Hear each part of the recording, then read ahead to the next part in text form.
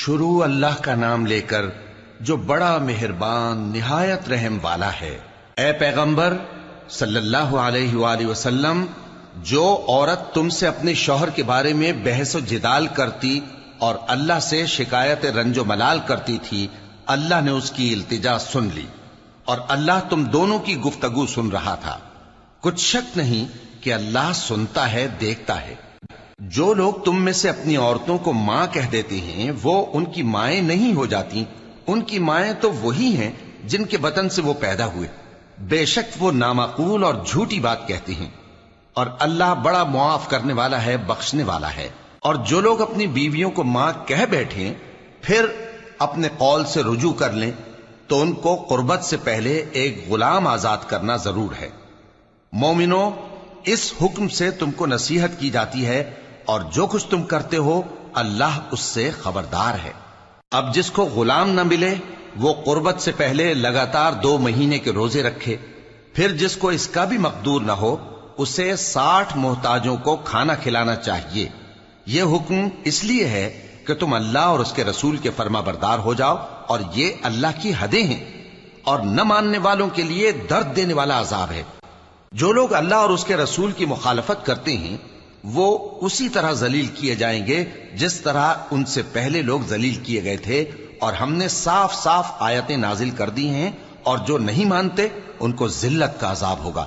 جس دن اللہ ان سب کو جلا اٹھائے گا تو جو کام وہ کرتے رہے ان کو جتائے گا۔ اللہ نے وہ سب کام لکھوا رکھے ہیں اور یہ ان کو بھول گئے ہیں، اور اللہ ہر چیز سے واقف ہے۔ کیا تم کو معلوم نہیں کہ جو کچھ آسمانوں میں ہے اور جو کچھ زمین میں ہے اللہ کو سب معلوم ہے؟ کسی جگہ 3 شخصوں کی سرگوشی ہوتی ہے تو اللہ ان میں چوتھا ہوتا ہے، اور جہاں 5 آدمیوں کی سرگوشی ہو تو وہ ان میں چھٹا ہوتا ہے، اور نہ اس سے کم یا زیادہ مگر وہ ان کے ساتھ ہوتا ہے، خواہ وہ کہیں ہوں۔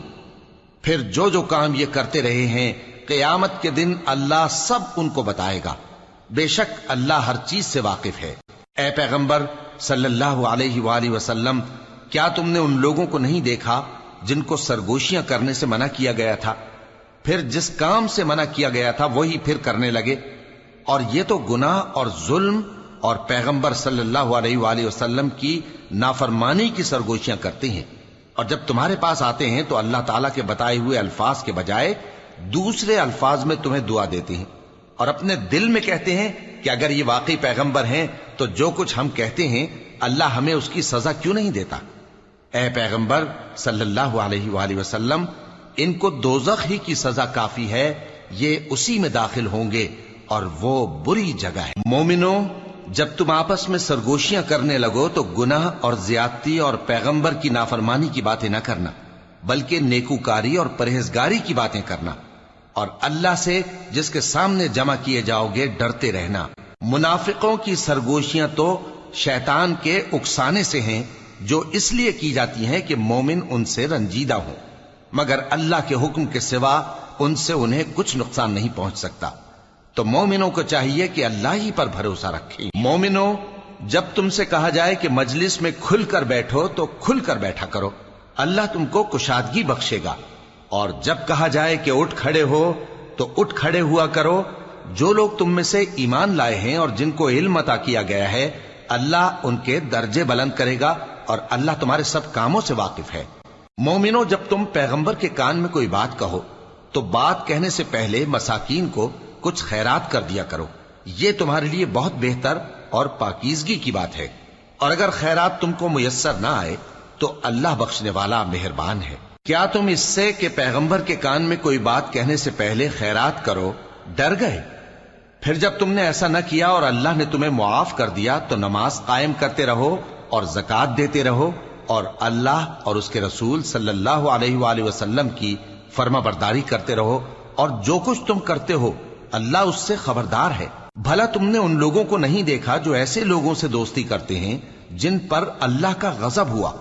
وہ نہ تم میں ہے نہ ان میں، اور جان بوجھ کر جھوٹی باتوں پر قسمیں کھاتے ہیں۔ اللہ نے ان کے لیے سخت عذاب تیار کر رکھا ہے۔ یہ جو کچھ کرتے ہیں یقیناً برا ہے۔ انہوں نے اپنی قسموں کو ڈھال بنا لیا ہے اور لوگوں کو اللہ کے رستے سے روک دیا ہے، سو ان کے لیے ذلت کا عذاب ہے۔ اللہ کے عذاب کے سامنے نہ تو ان کا مال ہی کچھ کام آئے گا اور نہ اولاد ہی کچھ فائدہ دے گی۔ یہ لوگ اہل دوزخ ہیں، اس میں ہمیشہ جلتے رہیں گے۔ جس دن اللہ ان سب کو جلا اٹھائے گا تو جس طرح تمہارے سامنے قسمیں کھاتے ہیں اسی طرح اس کے سامنے بھی قسمیں کھائیں گے اور خیال کریں گے کہ ایسا کرنے سے کام چل جائے گا۔ سنو، یہی تو ہیں جھوٹے۔ شیطان نے ان کو قابو میں کر لیا ہے اور اللہ کی یاد ان کو بھلا دی ہے۔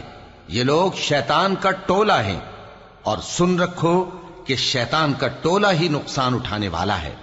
جو لوگ اللہ اور اس کے رسول صلی اللہ علیہ وآلہ وسلم کی مخالفت کرتے ہیں وہ نہایت ذلیل ہوں گے۔